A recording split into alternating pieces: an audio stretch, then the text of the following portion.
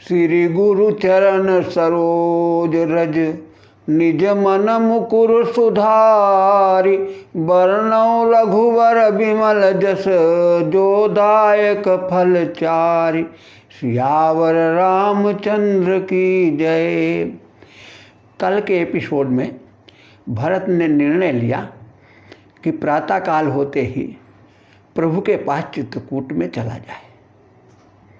यह निर्णय सुनते ही पूरी अयोध्या में हर्ष की लहर दौड़ गई और सभी भगवान के पास जाना चाहते हैं। वृद्ध युवक, अब युवकों और वृद्धों में चलने पर मतभेद हो गया। वृद्ध कहते हैं कि अयोध्या में सब कुछ छोड़कर सबको चलना क्या उचित होगा। युवक कहते हैं कि राम के पास जाने पर भी हमें घर और धन की चिंता करनी चाहिए। युवक कहते हैं कि जरऊ सो संपत्ति सदन सुख सुहृद मातु पितु भाई। वो सब कुछ छोड़ करके राम के पास जाना चाहते हैं। अब ये दोनों भरत जी के पास पहुंचे। युवकों ने कहा, भरत भैया, क्या राम के लिए हम इतना भी नहीं त्याग सकते हैं? भरत ने कहा कि त्याग तो हम कर सकते हैं और करना भी चाहिए, किंतु यदि अयोध्या की संपत्ति मेरी होती तब तो मैं उसका त्याग कर देता, लेकिन यह संपत्ति हमारी नहीं है। सब संपत्ति रघुबर कई आही और जो बिन जतन चलऊ तजी भाई। तौ परिणाम न मोरी भलाई और पाप शिरोमण साई दुहाई। भरत ने समझाया कि ये संपत्ति जो है ये भैया राम की है, ये हमारी नहीं है। जैसे हम उसी चीज का त्याग कर सकते हैं जिस पर हमारा अधिकार हो। अगर हम दूसरे की संपत्ति के त्यागी बने तो कैसे बन सकते हैं? अगर कोई व्यक्ति किराए के मकान में रहता है और वो उसमें या आग लगा दे और कहे हम तो त्याग कर रहे हैं, लेकिन वो त्याग कहाँ, वो तो अपराध बन जाएगा, क्योंकि जो वस्तु हमारी है ही नहीं उसका हम त्याग कैसे कर सकते हैं। अतः ये अयोध्या की संपत्ति भैया राम की है और उसका हम त्याग नहीं कर सकते। इसकी रक्षा करना भी हमारा धर्म है। अतः भरत ने शुच सेवकों को बुलाया और उनको अयोध्या की जिम्मेदारी सौंप करके और स्वयं माता कौशल्या के पास चले गए। भरत जी जब राम के दर्शन के लिए चित्रकूट चले तो सभी उनके साथ चल पड़े।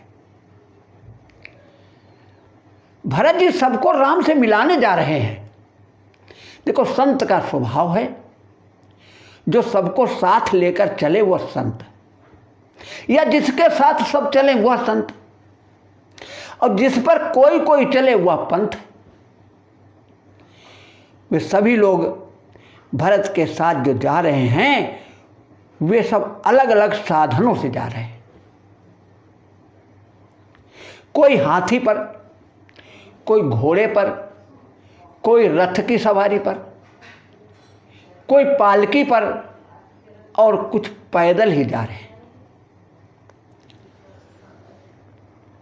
भरत जी को कोई फर्क नहीं पड़ रहा, क्योंकि भरत जी का मानना है कि कोई किसी साधन से चले, पहुंचना तो उसको प्रभु के पास ही है। इसलिए संत को कोई फर्क नहीं पड़ता, चाहे जो जिस साधना से चले, जा तो वो भगवान के पास ही रहा है। संत की दृष्टि तो लक्ष्य पर होती है। भगवान को पाने की यात्रा जब आरंभ होगी तो वह सत्संग से ही होगी। और भगवान जिसे मिलेंगे वह संत के द्वारा ही मिलेंगे। इस कथा का यही मूल रहस्य है। इन अलग अलग साधनों पर बैठकर चल रहे हैं, इसका भी एक उद्देश्य है।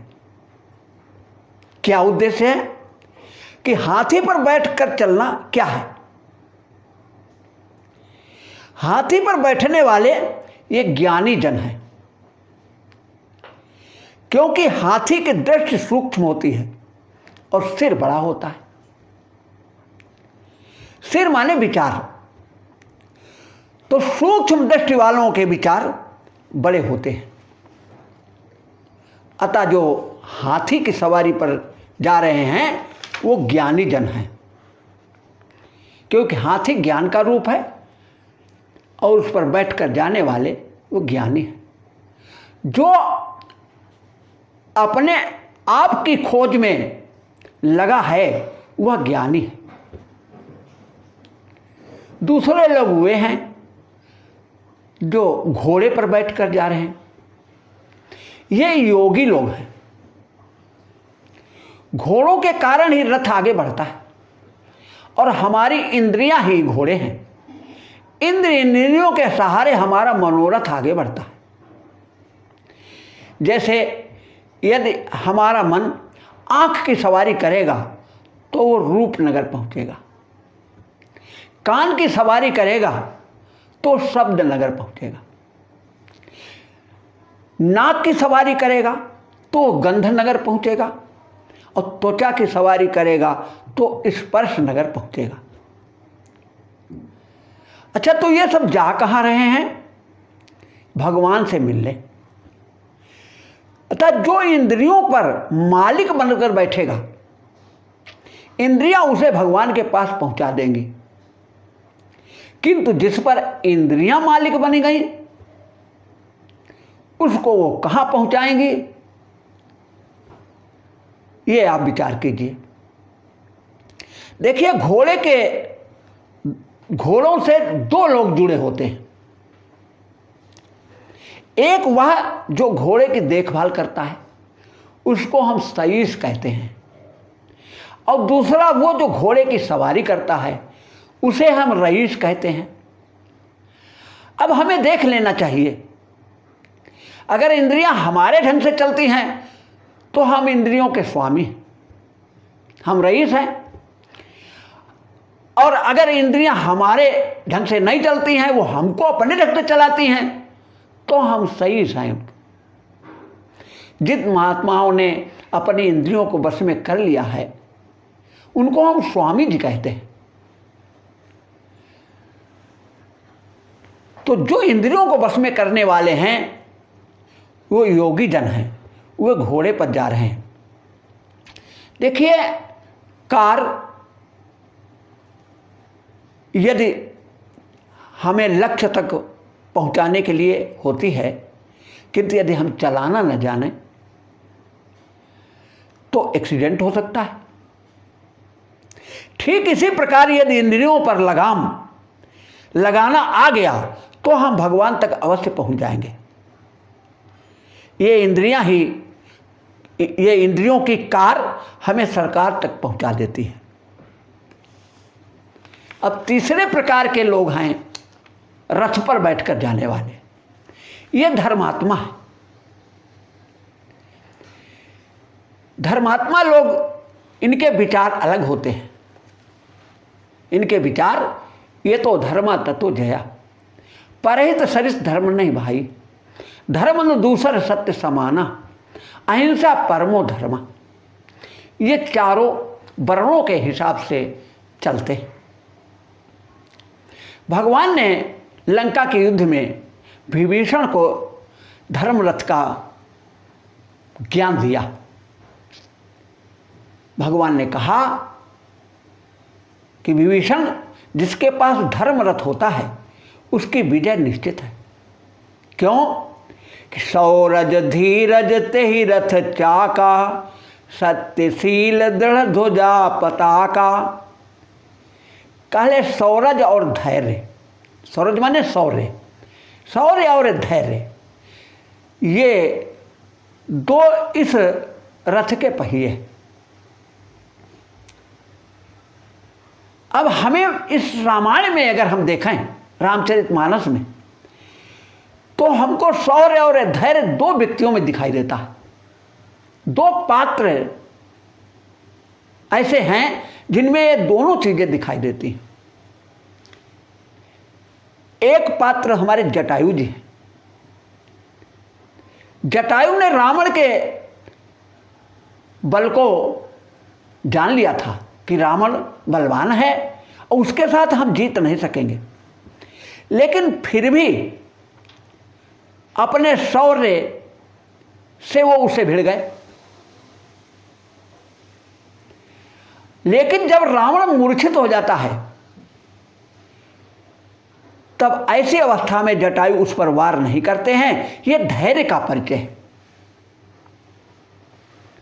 दूसरे पात्र हमारे हनुमान जी जब लंका में प्रवेश करते हैं और जब जानकी जी के पास पहुंचते हैं, तो उसी समय रावण का आना होता है और रावण जानकी जी को हर प्रकार से धमकाता है, लेकिन हनुमान जी धैर्य को धारण करते हुए सभी बातें सुनते रहते हैं और बोलते नहीं। लेकिन जब उस वाटिका में फल खाने जाते हैं, तो वहां पर शौर्य का परिचय देते हैं, वहां निशाचरों का संहार कर देते हैं। इसी प्रकार धर्मरथ के अनेक उदाहरण प्रभु ने दिए। तो धर्मात्मा धर्मरथ पर जा रहे हैं, चौथे लोग डोली पर जाने वाले हैं। ये भक्त है। देखो, हाथी पर बैठकर इधर उधर देखेगा व्यक्ति, घोड़े पर या रथ पर बैठने वाला भी सावधान रहेगा, किंतु डोली में बैठने वाला केवल विश्वास के भरोसे बैठता है। डोली में सवार व्यक्ति डोली चलाने वालों पर निर्भर रहता है। वह तो उन्हीं पर विश्वास किए बैठा है कि वो जहां उसे ले जाएंगे वहीं वो जा सकेगा। इसलिए भक्त हमेशा भगवान पर विश्वास करता है और विश्वास के भरोसे ही वो चलता है। जैसे एक व्यक्ति पैदल जा रहा है या कोई वाहन से चल रहा हो, तो दोनों को बड़ी सावधानी रखनी पड़ती है, क्योंकि अगर सावधानी नहीं रख सकते हैं तो किसी वाहन से वो टकरा सकते हैं, उनको चोट आ सकती है। लेकिन देखिए, अगर आप बिना बाधा के मंजिल तक पहुंचना चाहते हैं, तो आप एक काम करें, बस आ रही है, टिकट लेकर बैठ जाओ।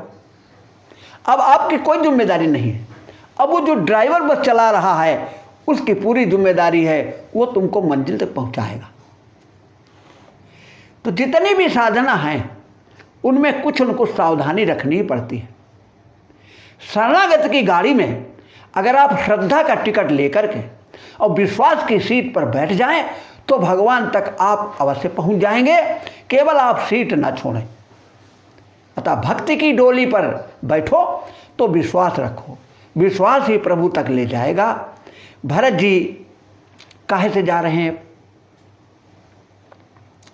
गोस्वामी जी कहते हैं कि बनसी राम समुझ मन माही, सानुज भरत पया दे जाही।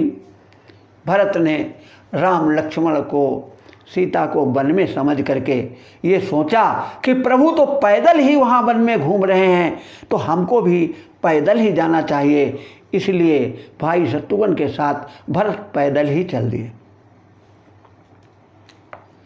अब देखिए, भरत पैदल जा रहे हैं, न हाथी पर बैठे, न घोड़े पर, न रथ पर, न डोले में।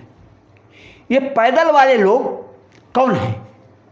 ये न ज्ञानी हैं, न योगी हैं, न धर्मात्मा हैं, न भक्त हैं। अच्छा, जब व्यक्ति पैदल चलेगा तो दो पैरों से ही चलेगा, एक पांव आगे और एक पांव पीछे। राम के नाम में भी दो ही अक्षर हैं, वो इन्हीं दो अक्षरों के सहारे आगे बढ़ते चले जाते हैं।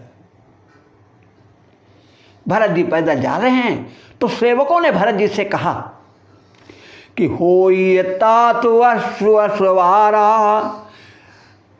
कहा भरत आप घोड़े पर सवार हो जाइए। भरत ने उनको उत्तर दिया कि सिर भर जाऊं चित यह मोरा, सब ते सेवक धर्म कठोरा। कहले भैया हमें तो सर के भर जाना चाहिए कि राम पैर के बल गए हैं तो हमें सर के बल जाना चाहिए, क्योंकि सेवा का धर्म बड़ा कठोर होता है। कि राम पया दे पाई सिधाए, हम कहु रथ गज बाजी बनाए। सेवक सुख चाहे मान भिखारी, व्यसनी धन चाहे शुभ गति व्यभिचारी। लोभी यश चाहे चार गुमानी, नव दुई दूध दुहत यही प्राणी। बाबा तुलसीदास जी कहते हैं कि सेवक अगर सुख चाहता है तो उसे सुख नहीं मिलता। अगर भिखारी अपना सम्मान चाहता है तो सम्मान उसे नहीं मिलेगा। व्यसनी धनवान होना चाहे तो नहीं हो सकता, और व्यभिचारी व्यक्ति को शुभ गति मिले ऐसा संभव नहीं है। लोभी को यश नहीं मिल सकता है, और अभिमानी को ये चार चीजें नहीं मिलती हैं, धर्म अर्थ काम मोक्ष। अगर ऐसा ये लोग सोचते हैं तो ये आकाश को धू करके दूध पाना चाहते हैं। जब भरत जी ने ये बात कही कि हमें सिर के बल जाना चाहिए, तो सेवक और संकोच में पड़ गए। सोचने लगे कि हम तो भरत के सेवक हैं, तो हमें कैसे जाना चाहिए। ये सोचकर उनके सर ग्लानि से झुक गए। तो भरत जी को पैदल चलते देख करके सभी लोग उनके पीछे पीछे पैदल चलने लगे। तब कौशल्या माता ने देखा कि सभी भरत के पीछे पीछे चल रहे हैं और ये लोग बहुत दुखी हैं, इनके शरीर बड़े दुर्बल हो गए हैं, ये पैदल चलने में इनको बहुत कष्ट होगा। तो कौशल्या माता ने अपनी डोली को भरत जी के पास जाकर के रोका। जाई समीप राखी निज डोली, राम मातु मधुबानी बोली। तुमरे चलत चलई सब लोगू, सकल शोक कस नहीं मग जोगू। कि हे पुत्र, तुम्हारे पैदल चलने से ये सभी लोग पैदल चलेंगे और ये रास्ता चलने के योग्य है नहीं, इसलिए तुम गुरु जी के साथ रथ पर बैठ जाओ। भरत ने कोई प्रतिकार नहीं किया और माता की आज्ञा मानकर रथ पर बैठकर चलने लगे। तो भरत के आने की खबर पाकर निषाद राज ने सोचा कि भरत सेना सहित राम के पास जा रहे हैं, ऐसा तो नहीं कि राम को अकेला समझ करके और उनसे युद्ध करने जा रहे हैं। कारण कवन भरत बन जाही, है कुछ कपट भाव मन माही। जो पैजिय न होती कुटिलाई, तौ कतलीन संग कटकाई। निषाद राज ने अपने लोगों से कहा कि सभी लोग भैया घाटों पर जाकर के भरत को रोक लो, और हम ऐसे भरत को गंगा के उस पार नहीं जाने देंगे। भले हमारा मरण हो जाए, उसमें भी हमें मोक्ष मिल जाएगा, क्योंकि गंगा के किनारे हमारा मरण होगा और राम के कारण मरण होगा, तो हमको मरने में भी कोई संकोच नहीं है। तो जब ये सोच ही रहे थे तो उसी समय छींक आ गई। तो छींक को सुनकर के एक वृद्ध व्यक्ति बोला कि भैया पहले पता तो लगा लो कि भरत राम के पास किस उद्देश्य से जा रहे हैं, उसके बाद में ये तैयारी करना। खैर वृद्ध की बात मान करके और निषाद जो थे उन्होंने भरत से मिलने का मन बनाया, और मन बना करके 3 प्रकार की भेंटें तैयार की। वो भेंट कैसी हैं कि वो रजोगुणी हैं, सतोगुणी हैं, तमोगुणी हैं। तो कंदमूल फल ये सतोगुणी, खगमृग रजोगुणी है, और मीन पीन पाठीन ये तमोगुणी है। तो अब तीनों भेंटें सजा करके निषाद राज वहाँ भरत जी के पास पहुँचे, और पहुँचने पर दूर से ही प्रणाम किया और अपना नाम बताया। देखी दूरी से कही निज नामू, कीन मुनि संग दंड प्रणामू। जान राम पिय दीन असीसा, औ भरत कहो बुझाई मुनीसा। मुनि भरत ने, भरत से ऋषि वशिष्ठ जी ने कहा कि भरत ये राम का प्रिय सखा है। भरत ने जब ये सुना कि ये राम का सखा है, तो राम सखा सुनि संदन त्यागा, चले उतरियु मगत अनुरागा। और रथ त्याग करके और भरत बड़े प्रेम के साथ उससे मिलने के लिए चले। तो लोगों ने कहा, अरे भरत तुम तो अयोध्या के राजा हो, और ये छोटे गांव का राजा है, और फिर निषाद है, आपने इसके लिए रथ क्यों छोड़ दिया? ये तो अपमान हो गया। तो भरत ने कहा, भैया हम तो राम के सेवक हैं, और ये राम का सखा है। सखा तो भैया के बराबर होता है। तो बताइए, सेवक अगर सखा से मिलने जा रहा है तो इसमें कौन सी छोटाई और बड़ाई का प्रश्न है? तो करत दंडवत देखित भरत लीन उर लाई, मनहु लखन सन भेंट भई प्रेम न हृदय समाय।